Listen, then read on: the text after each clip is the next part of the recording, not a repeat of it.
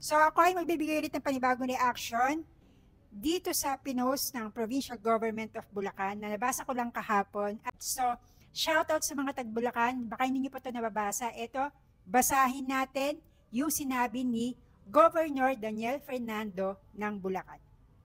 So ito ay nabasa ko kahapon sa FB at ito ay nakapost sa mismong FB page ng Provincial Government of Bulacan.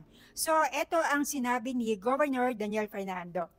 So, eto siya. Governor Daniel R. Fernando urged Bulacanos to embrace a simple Christmas celebration this year to show empathy for the nation's disaster victims, especially those in the Visayas region hit by the recent earthquake and typhoon. Ang sabi niya, mapalad pa rin tayo kasi baha lang. Baha lang ang nangyari sa atin. Pero kung titingnan po natin yung Cebu, yung Davao Oriental, tingnan niyo po kung ano ang nangyari sa kanila. Maraming ari-arian at buhay ang nawala. Magpapasko pa naman. Sa Bulacan ito pa rin po tayo, nakatindig pa rin. Pero papaano po kaya yung iba? And then, Fernando said during the ceremonial lighting of the PGB Christmas tree on Friday. And then, ito pa yung nasa baba.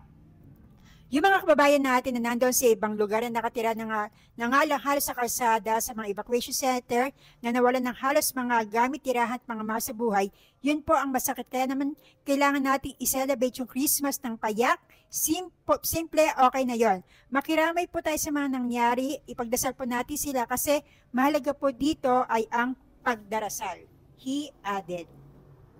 So, ang tingin sa atin ni Gov ay ang nangyayari sa ating bayan sa Bulacan ay isa lamang bahalang. At ito pa ang sinabi niya.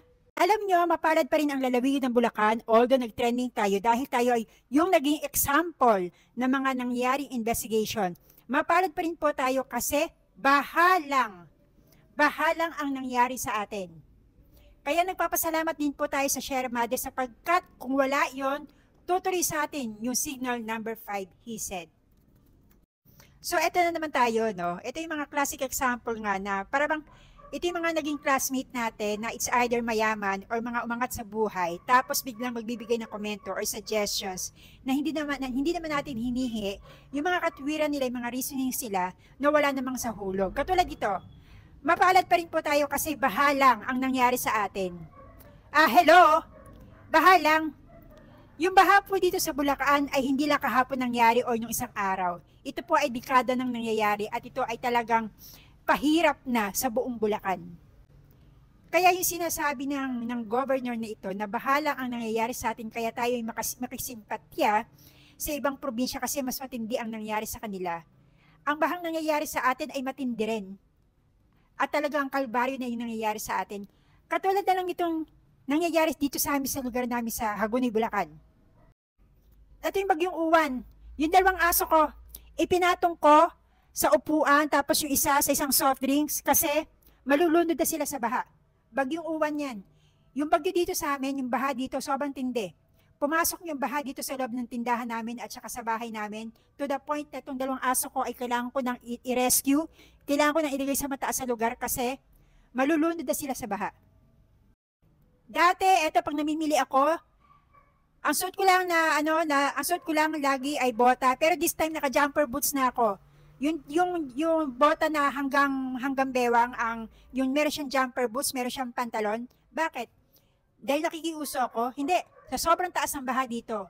So yung sinasabi ng iba diyan na baha lang ang nangyari sa atin dito sa amin sa Bulacan at sa aming mga totoong pahirap ang baha ay hindi ito isang baha lang, kundi ito isang kalbaryo na dinadanas namin almost every day na.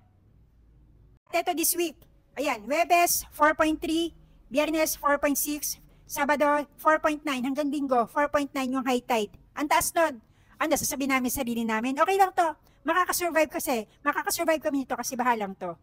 Ayan tayo eh. Yan yung mga tao na nasasabi nila yung ganyang mga bagay kasi hindi sila apektado, hindi kasi sila binabaha. Alam mo yung gano'n na yung empathy, yung simpatya na dapat binibigay sa atin, dapat ibigay pa natin sa ibang probinsya kasi mas matindi yung epekto sa kanila na nangyari sa kanila. Bakit? Sa amin ba? Matindi yung epekto nito sa amin.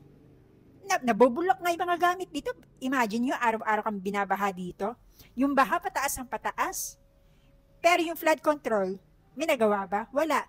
Tapos yung bilyong piso na pondo para sa flood control, hindi nagagawa. Tapos eto, sasabihin lang ng iba dyan na magpasalamat tayo kasi bahalang. And then, mag-celebrate tayo ng Pasko na simple lang.